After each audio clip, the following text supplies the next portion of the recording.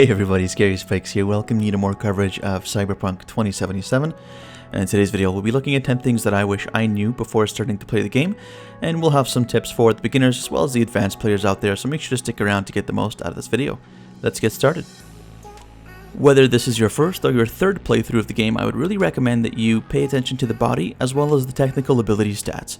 At the beginning of the game, you do get a few points to start out with, and I would recommend throwing at least 1 to 2 points in each, and that's because they quite literally open doors for you. As you can see here, we're not able to do so because our body stat is not high enough.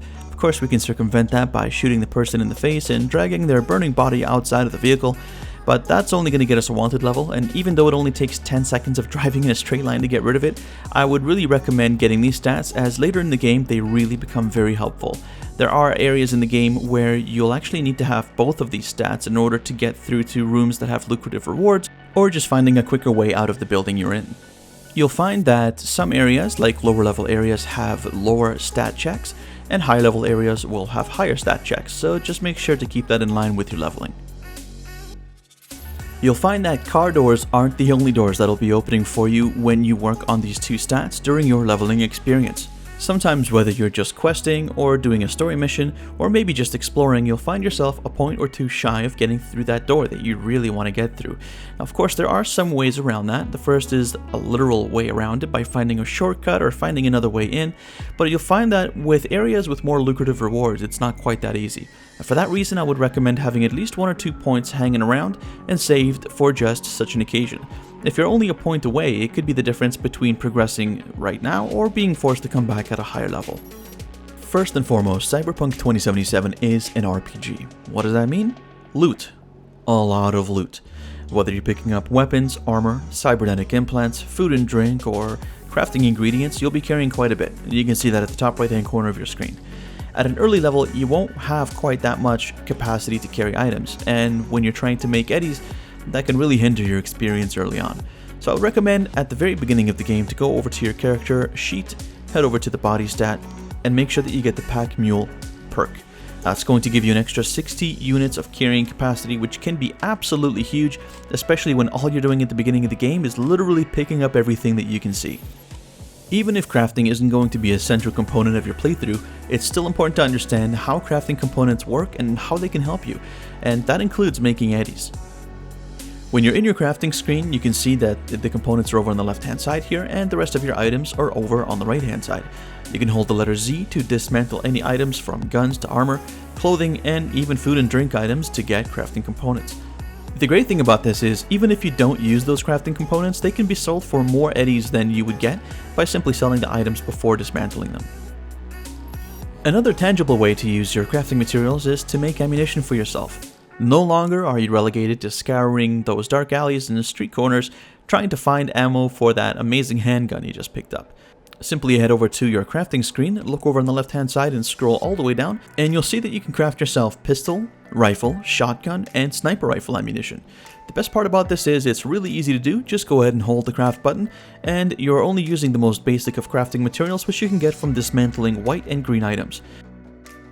When you're out and about, you'll want to use the tab button to engage your scanner so that you can see everything that you can pick up in the world around you. Note that you can always tap the tab button when you're looking in a given direction, and it'll highlight everything in your field of view. Sometimes you'll be picking up junk items, but fear not, these are items that you can sell at your local vendor, and they will make you a few eddies, so make sure to pick up everything that you can see. Instead of selling one at a time, you can press J on your keyboard to sell everything all at once. If you're building a hacking archetype, then you'll definitely want to consider this, but even if you're not, it's a really strong perk that I think would be very useful to most players. Under the intelligence stat, if you go into the breach protocol tab, you can see that there is something called extended network interface. I would really highly recommend this because it highlights all access points in your field of view. Using the scanner, you can get quite a lot of information about your enemies, and that includes their resistances as well as their weaknesses to different elements in the game.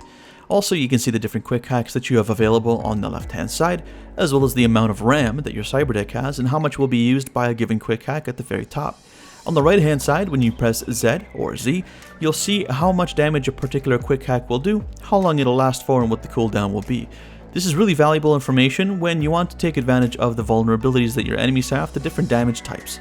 As we can see here, we'll be using Short Circuit as this particular enemy is vulnerable to electric damage. Once you've used a quick hack, you can always go ahead and use a different quick hack on a different target as long as you have the RAM to do so. Note that whenever you use a quick hack, you will have to wait for that quick hack to be off of cooldown before you can use it again, whether it's on the same target or a different target altogether. You should definitely consider using quick hacks even if you're not building a hacking archetype, as they can definitely help to distract or disorient your enemies, making them easier to take out. Cyberdecks and the quick hacks for those cyberdecks are available at vendors and Ripper docks around Night City. They're color coded just like everything else, from white going to green, blue, purple, and orange to indicate their quality, and just like weapons, have different types of damage that they can do to your enemies. Unlike weapons, however, some of these quick hacks can do non-lethal damage, meaning they won't kill your enemy. So whether you're using weapons or quick hacks, it's a good idea to make sure to match up the damage types against the vulnerabilities of your enemies. You can also buy an ocular implant at your local Ripper dock, which will make all of your weapons non-lethal, which is great for missions where you need to keep your subjects alive. If you need to, you can always move a body of an NPC that you've incapacitated with non-lethal weapons, and you'll know that they're incapacitated because when you hover over them, you'll get a red reticule. If you've had a change of heart and prefer not to let them live, you can do that too. Some missions in the game will send you after a target, but then ask you to keep that target alive if you can. Of course, you can approach this any way you like, but keeping the target alive might result in better rewards, and so you might want to consider the prospect of doing so. You can do so quite comfortably by using the ocular implant called Target Analysis, available from most Ripper docks, or one of your non-lethal quick hacks. If you made a mistake allocating any of your perk points throughout your travels in Night City, or you're just looking for a fresh start or changing gameplay, you can get that by visiting one of the Ripper docks in Night City. You're looking for an item called Tabula Rasa. It's a legendary item and it's going to cost you about 100,000 eddies. Yeah, it's not cheap. But what it will do is allow you to reallocate all of your perk points while leaving all of your stat points in place. Obviously this can be very helpful, but also prohibitively expensive. Do you have any top secret tips of your own? Make sure to leave those in the comment section below. And if this video is helpful to you and you enjoyed it, make sure to leave a like to let me know, subscribe, it's completely free, and ring the bell so that you never miss a video in the future. Thanks again for watching, and I'll see you in the next one.